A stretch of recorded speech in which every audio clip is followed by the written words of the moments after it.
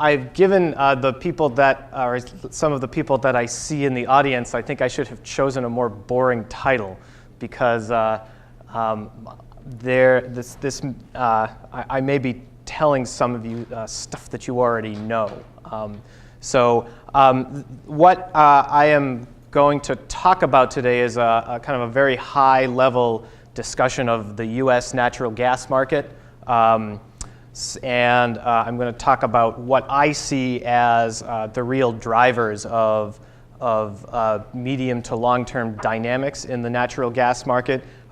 What I'm hoping is that I'll give you just enough evidence during this hour to convince you that my view that electricity generation is basically going to drive everything in the natural gas market for the next at least several years is correct.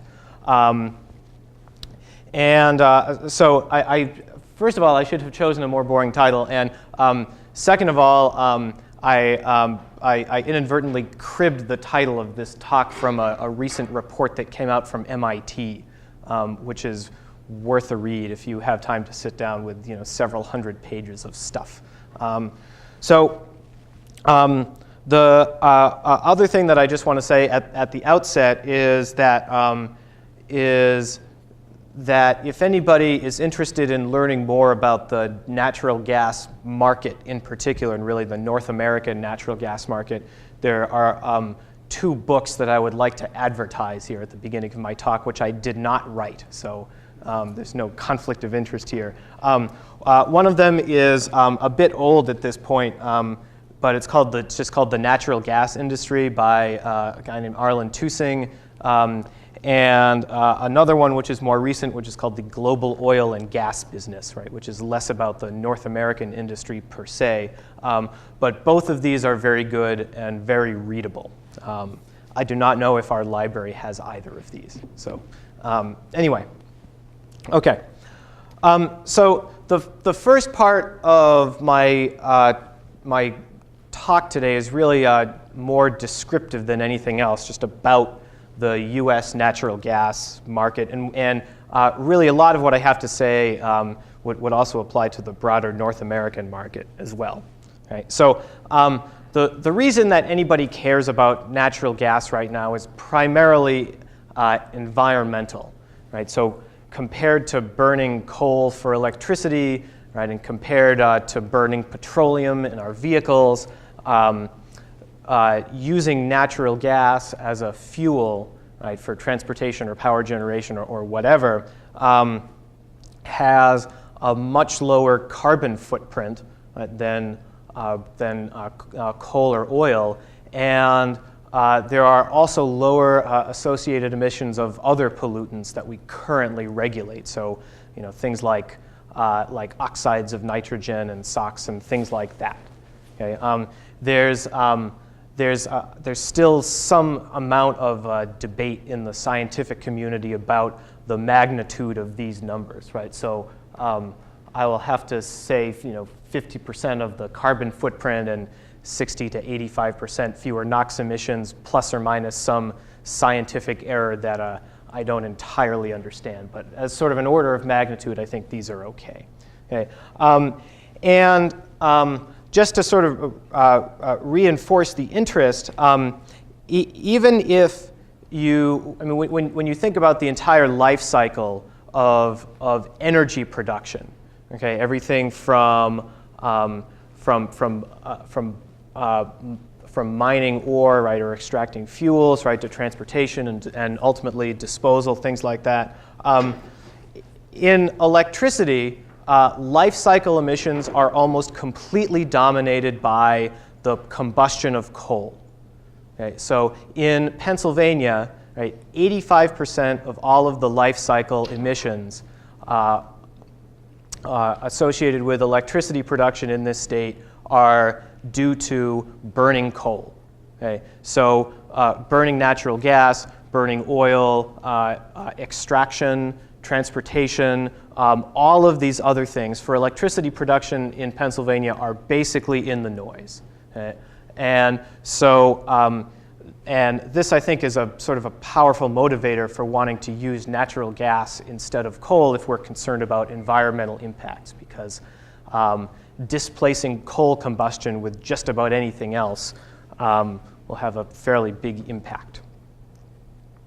Okay,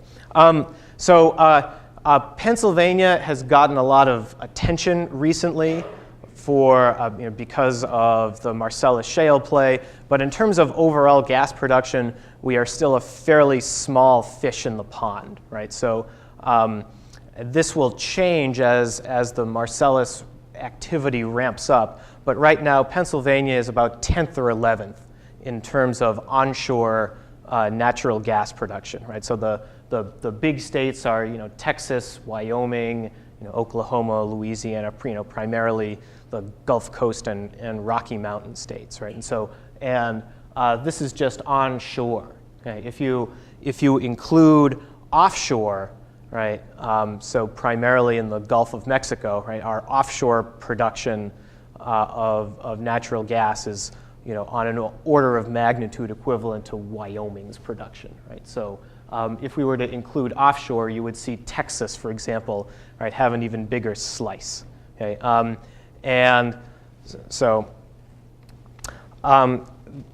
the consumption of natural gas in the U.S. is so we use natural gas to heat homes, right, to heat water for cooking and things like that in our residences. We use it for as an industrial fuel in a variety of applications, right? And we use it to generate electricity. We use a small amount of it for transportation and other things, but again, that's not a very big factor. Okay.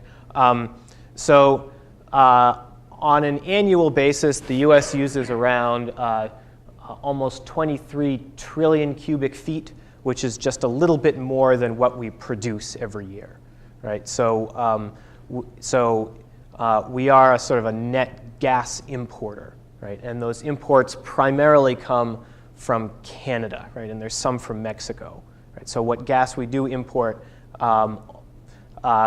there's a small amount of it that comes in as LNG from Trinidad and Tobago, but that's a pretty small amount, right?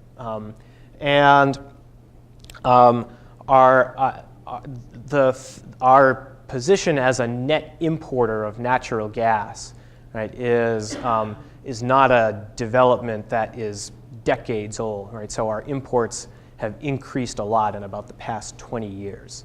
Okay.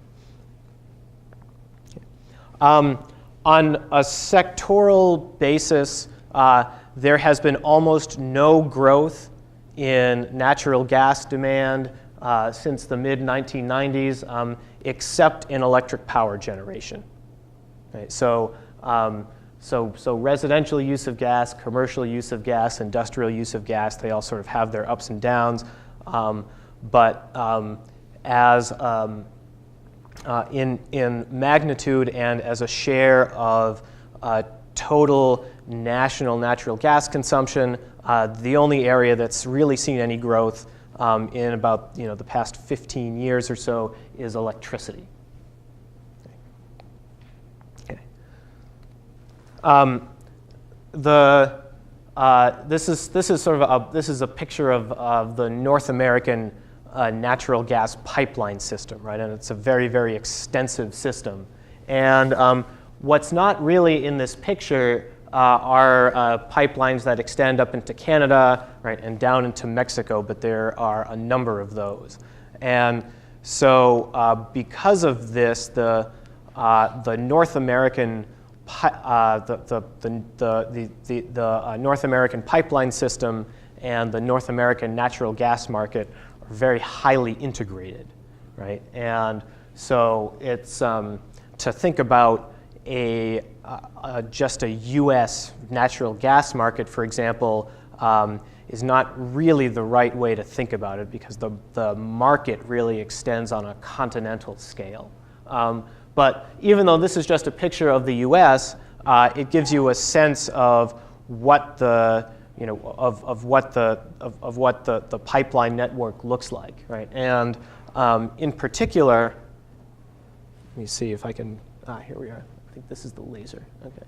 In particular, there are these areas in the Gulf Coast states, right, in Oklahoma, and here in the western Pennsylvania, Ohio area, where you have a very high density of pipelines, right? As opposed to, for example, if you were to go out west, then the pipeline network here is a lot less dense. It's a lot less meshed, right? And so, so western states in particular, right? So Oregon, Washington, California, Arizona, and so forth, in terms of their natural gas consumption, they are much more dependent on the pipeline network than you might say, for example, Texas or Louisiana or Pennsylvania or someplace like that. Okay?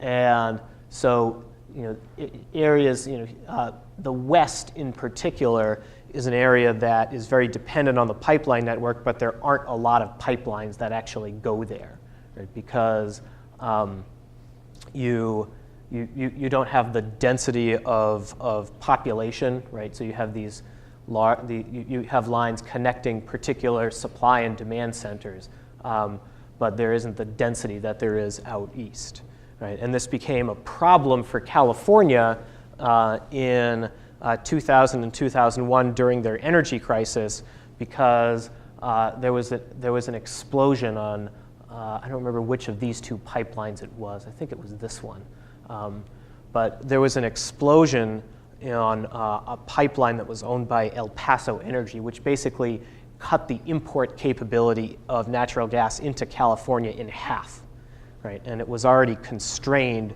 during their energy crisis, and so this pipeline explosion and the ensuing run-up in natural gas prices specific to California really sort of highlighted the vulnerability of some of the western states to disruptions in the pipeline network.